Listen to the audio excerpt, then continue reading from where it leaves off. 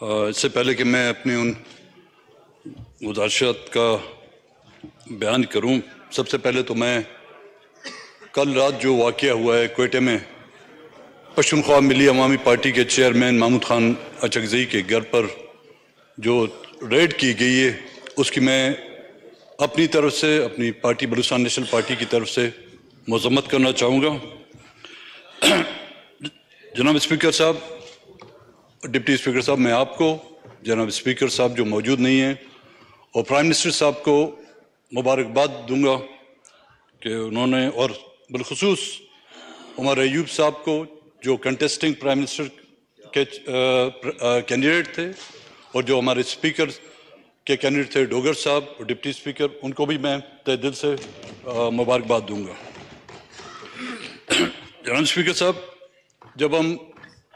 جمہوریت کی بات کرتے ہیں اور آئین کی بالادستی چاہتے ہیں تو مجھے یہ امید تھی اور یہ توقع تھی کہ پرائم منسٹر صاحب اس جمہوریت کی اپنی اسپیچ کے دوران ان صحافی حضرات جو پابند سلاسل ہیں، اسد علی طور، عمران ریاض، ان کی رہائی کا اعلان کرتے ہیں۔ صحافت اس ملک کے سیاست اب ہمارے پاس رہی نہیں ہے، تھوڑی بہت ایک صحافت رہ چکی ہے، وہ اس کا ایک بنیادی اس کا کردار ہوتا ہے صحافت کا۔ جس طرح کہ اس ملک کی مسلح افواج سرحدوں پر بندوق ہاتھ میں لیے اس ملک کی سرحدوں کی حفاظت کرتی ہے، اسی طرح یہاں کے صحافی حضرات، ان کے ہاتھ میں بندوق نہیں ہے، ایک قلم ہے۔ اس قلم کے ذریعے سے وہ ہماری پہچان، ہمیں راہ راست اگر ہم گمراہ ہو جائیں وہ ہمیں دکھانے کی کوشش کرتے ہیں۔ اور اس کے ساتھ ساتھ میں پرائم منسٹر صاحب سے یہ بھی گزارش کروں گا کہ تمام وہ سیاسی قیدی، چاہے ان کو کسی بھی کیسز میں ملوث کر کے پابند سلاسل کیا جائے، یہ میں بلوچستان کی بات نہیں کر رہا ہوں جی، کیونکہ بلوچستان میں ہم سیاسی قیدی نہیں ہیں، ہم جنگی قیدی ہیں۔ میں جنگی قیدیوں کی بات نہیں کرتا، میں سیاسی قیدیوں کی بات کر رہا ہوں۔ ان کی جو ہے رہائی فوری عمل میں لائی جائے۔ پرائم منسٹر صاحب یہاں پر موجود نہیں ہیں، کل میں غور سے ان کی تقریر سن رہا تھا۔ وہ گوادر جس کے نام پر سی پیک بنایا گیا ہے، جس کو کہتے ہیں کہ جی گوادر اس ملک کی ترقی اور سی پیک کا جومر ہے، پرائم منسٹر صاحب وہ جومر ڈوب گیا ہے۔ اگر فرصت ہو ان کو، بلوچستان میں ملٹری آپریشن میں جو ہیلی کاپٹر یوز ہو رہے ہیں،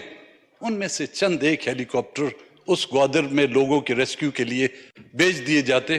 تو ہم بھی ان کی تعریف کرتے۔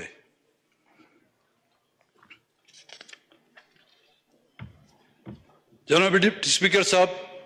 چند مہینے پہلے یہاں پر بلوچستان سے تعلق رکھنے والی خواتین، بچے، بزرگ کچھ ڈھونڈنے کے لیے بلوچستان چھوڑ کر اسلام آباد پاکستان کے کیپٹل میں آئے تھے، ایک امید اور ایک توقع کے ساتھ۔ کوئی اپنا بھائی ڈھونڈنے آیا تھا، کوئی اپنا شوہر ڈھونڈنے آیا تھا، کوئی اپنا بیٹا ڈھونڈنے آیا تھا۔ جس کو آپ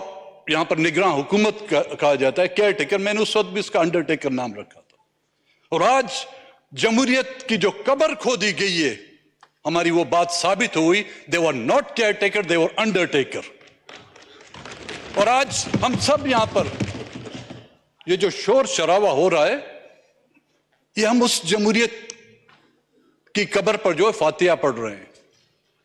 ہم اس جمہوریت کے لیے سوگ منا رہے ہیں۔ ان بچوں کے ساتھ جو سلوک کیا گیا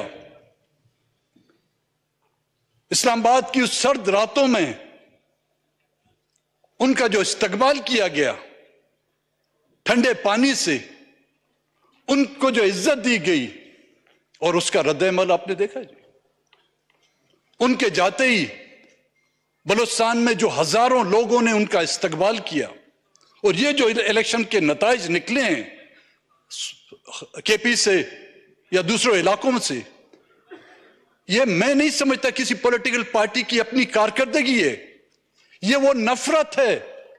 جو ریاستی اداروں کے خلاف لوگوں نے مہرے لگا لگا کے اپنے نفرت کا اظہار کیا ہے.